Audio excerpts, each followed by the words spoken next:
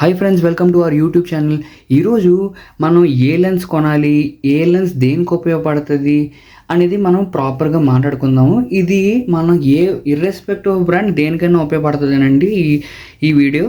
So first మనకి డిఫాల్ట్గా ఏదైనా మనం క్రాప్డ్ సెన్సర్స్ కెమెరాస్ కొంటే, అంటే మనం ఆల్రెడీ క్రాప్డ్ ఏం కెమెరా, ఫుల్ ఫ్రేమ్ ఏం కెమెరా అనేది మనం ఆల్రెడీ ఇంకో వీడియోలో డిస్కస్ చేసాము. కంపల్సరీ ఆ వీడియో చూడండి.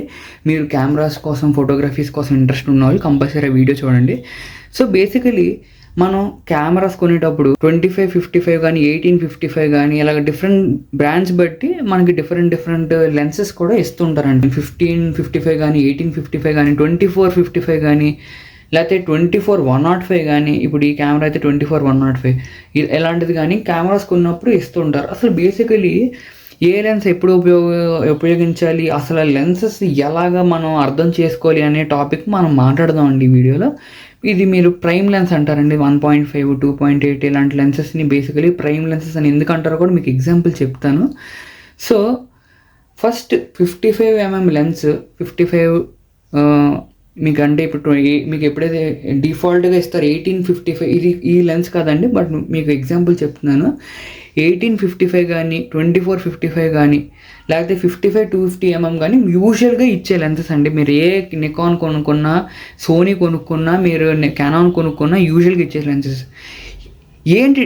అసలు 18 ఏంటి, 55 ఏంటి, 250 ఏంటి అనేది మనం మాట్లాడుకుంటే, బేసికలీ ఇప్పుడు ఇది కెమెరా ఉందనుకోండి, ఇది కెమెరా, ఇది పర్సన్.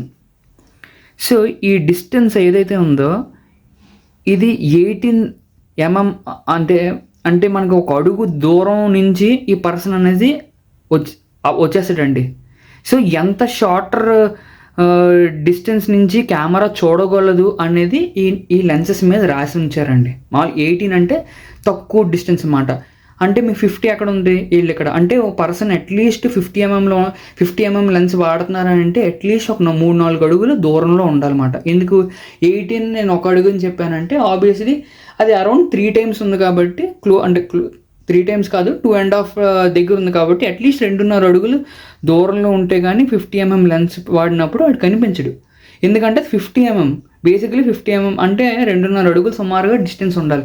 అదే మీరు 250mm అని అంటే చాలా, అంటే ఈ మాత్రం డిస్టెన్స్ ఉంటే కానీ ఆ పర్సన్ కెమెరా కనిపించడు. అది ఎప్పుడు ఉపయోగపడుతుందో కూడా ఇప్పుడు మీకు చెప్తాను. సో ఇప్పుడు మనం 18mm అలాంటి 55mm అలాంటివి ఏ టైంలో వాడతారో ఒకసారి మనం డిస్కస్ చేద్దామండి ఈ వీడియోలో. ఇప్పుడు మనకి గ్రూప్ మెంబర్స్ ఉన్నారు, అంటే గ్రూప్ ఫొటోస్ ఎక్కువ మనం తీయాలి, వైడ్ ఎక్కువ కావాలి అన్నప్పుడు ఎప్పుడైతే కెమెరా దగ్గర నుంచి చూడగలదో కెమెరా లెన్స్ ఎప్పుడు వైడ్గా ఓపెన్ అయ్యి ఉంటుందండి.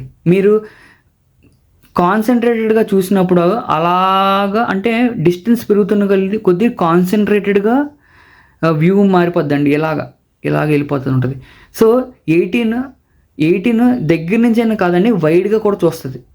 ఇలా డిస్టెన్స్ 50, 80, 100, 250 అలాగా నేరో అయిపోతుంటుందండి. అంటే సో ఇప్పుడు మీకు వైడ్ ఉందనంటే మనం ఇక్కడ గ్రూప్ మెంబర్స్ని పెట్టుకోవచ్చు. అంటే మనం 18-55 లెన్సెస్ని మనం గ్రూప్ మెంబర్స్, ఎక్కువ మెంబర్స్ ఉన్నప్పుడు వాడుకోవాల్సిన లెన్స్ అది.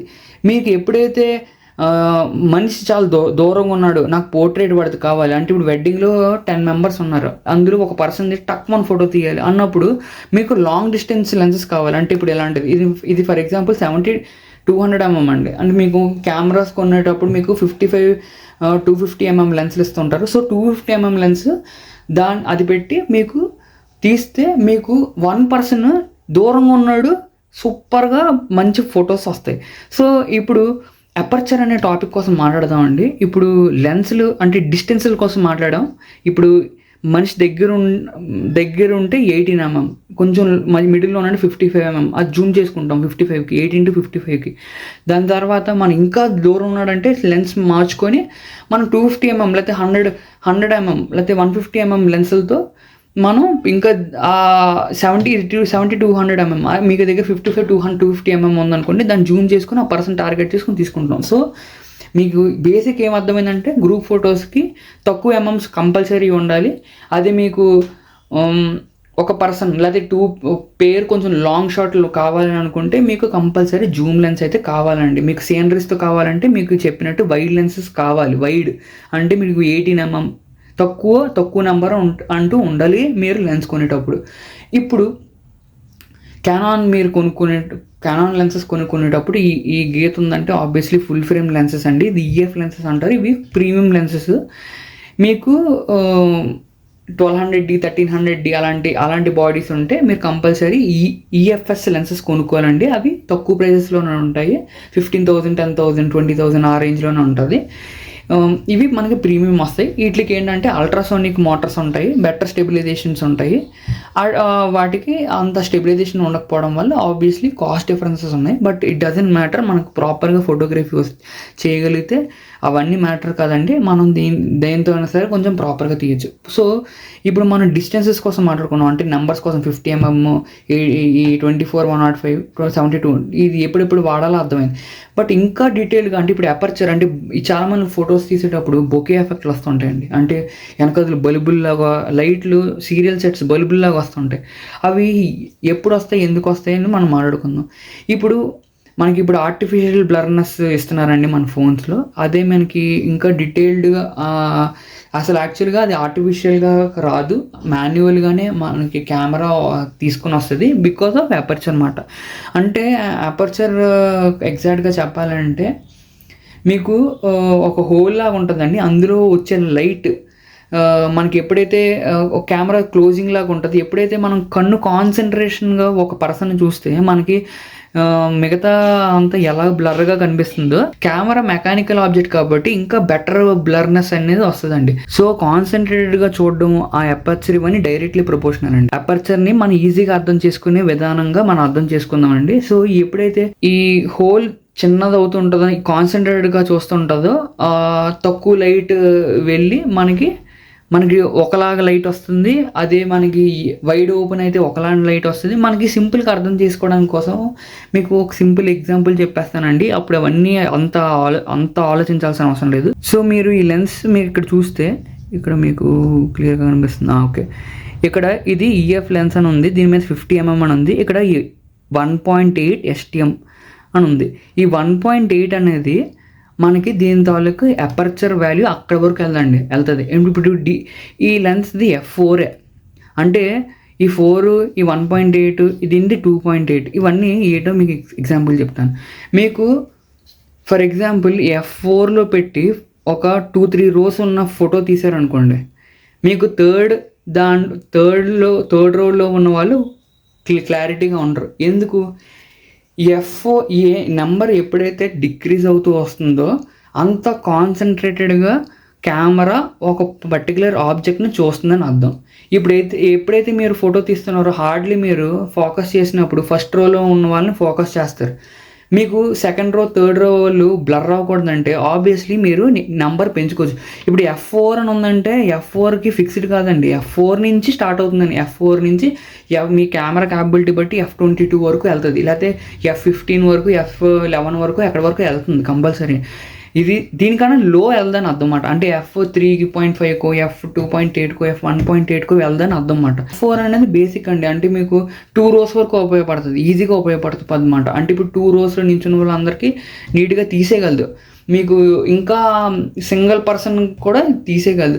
మీకు ఇంకా డీటెయిల్గా కావాలి, ఒక పోర్ట్రేట్ ఫోటోగ్రఫీ కావాలి, ఒక ప్లాంట్ని తీయాలి, ఒక ఇన్సెక్ట్ని కాదు, అది మ్యాక్రో అంటారు, దానికోసం మనం వేరే వీడియో చేద్దాం.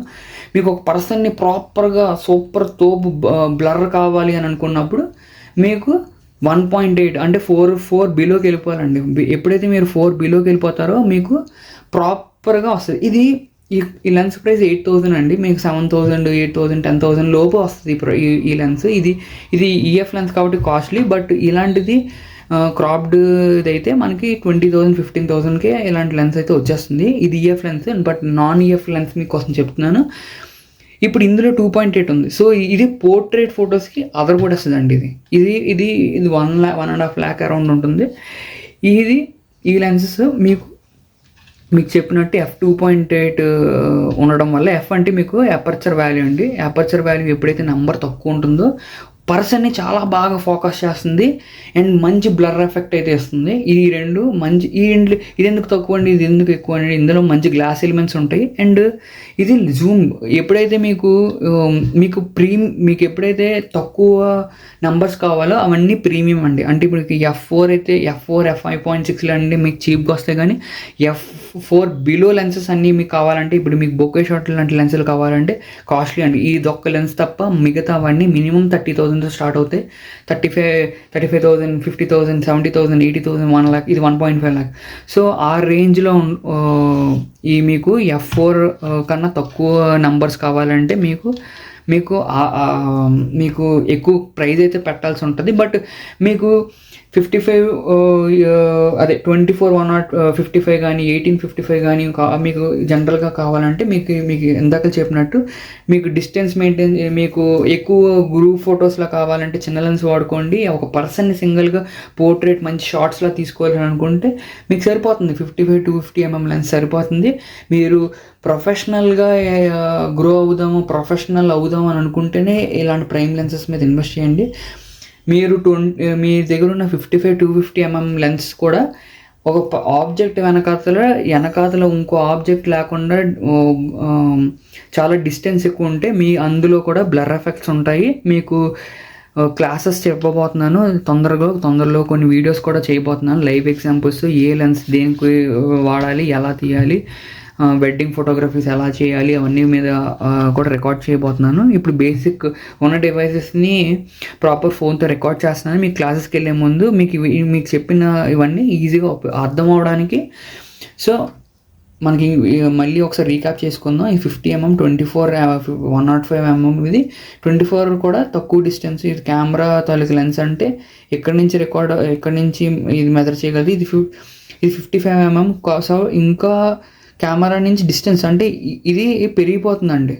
సో మినిమం పర్సన్ ఇక్కడ ఉంటే కానీ ఈ మాత్రం ఉంటే కానీ కెమెరా కనిపెట్టలేదండి. లేదనంటే బ్లర్ ఎంత మీరు ఆటో ఫోకస్ బటన్ కొట్టినా సరే మీ కెమెరాని ఆబ్జెక్ట్ని మీ కెమెరా ఐడెంటిఫై చేయలేదు because of the distance. So మీకు చిన్న లెన్సులు మీకు ఏదైతే వాడు ఇచ్చే లెన్సులు ఏదైతే ఉంటాయో అవి వాడినప్పుడు మీకు పెద్ద డిఫరెన్సెస్ తెలియకపోవచ్చు. కానీ మీరు ఎప్పుడైతే 50 mm లెన్సులు అలాంటివి కొన్నప్పుడు కంపల్సరీ మీకు ఆ డిఫరెన్సెస్ అయితే తెలుస్తాయి.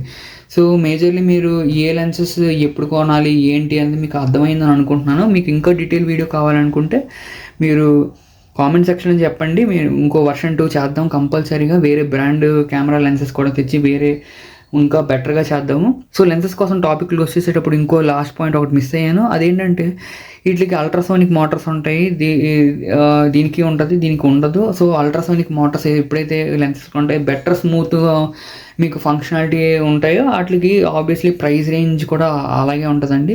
అండ్ వీటిలో auto focus on, auto focus off, ఇదేంటి stabilisation on, stabilisation off, person ఎంత డిస్టెన్స్లో ఉన్నారు అలాంటివి కూడా ఎప్పుడైతే మీరు ప్రీమియం వాటికి వెళ్తున్నారో లెన్సెస్కి అట్లాంటి ఆప్షన్స్ ఉంటాయి. బట్ డిఫాల్ట్గా మీరు కొనే వాటికి hardly auto focus, non auto focus options ఉంటాయి. మీరు ఎప్పుడైనా ఫ్రంట్ తిప్పాలని అంటే ఏ కెమెరాకైనా కంపల్సరీ మీరు ఆటో ఫోకస్ నుంచి మాన్యువల్ ఫోకస్ పెట్టే లెన్స్ని ఈ ఫ్రంట్ తిప్పాలండి. లేకుండా తిప్పారని అంటే కంపల్సరీ దానికి ఒక చిన్న రింగ్లా ఉంటుంది, అది బ్రేక్ అయితే మీకు ఆటో ఫోకస్ అనేది పనిచేయదు. ఇంక కంప్లీట్గా కెమెరాని మీరు మాన్యువల్ ఫోకస్గానే ఇంక యూజ్ చేసుకోవాల్సి వస్తుంది. సో చాలా జాగ్రత్త. కెమెరా కొనియడమే కాదండి, కెమెరా మెయింటెనెన్స్ కూడా మ్యాటర్స్. కెమెరా మెయింటెనెన్స్ కూడా కాస్ట్లీ. సో కొంచెం జాగ్రత్తగా హ్యాండిల్ చేయండి. అండ్ మీకు కెమెరాస్ కోసం ఎలాంటి డౌట్స్ ఉన్నా సరే కంపల్సరీ మన ఛానల్లో ఏదైనా వీడియో కింద కామెంట్ సెక్షన్లో యూటిలైజ్ చేయండి. నేను కంపల్సరీ మీ క్వశ్చన్కి ఆన్సర్ చేయడానికి చూస్తాను. సో ఈ వీడియో కానీ నచ్చితే లైక్ చేయండి. మరి ఇంట్రెస్టింగ్ వీడియోస్ సబ్స్క్రైబ్ అవ్వడం మర్చిపోకండి.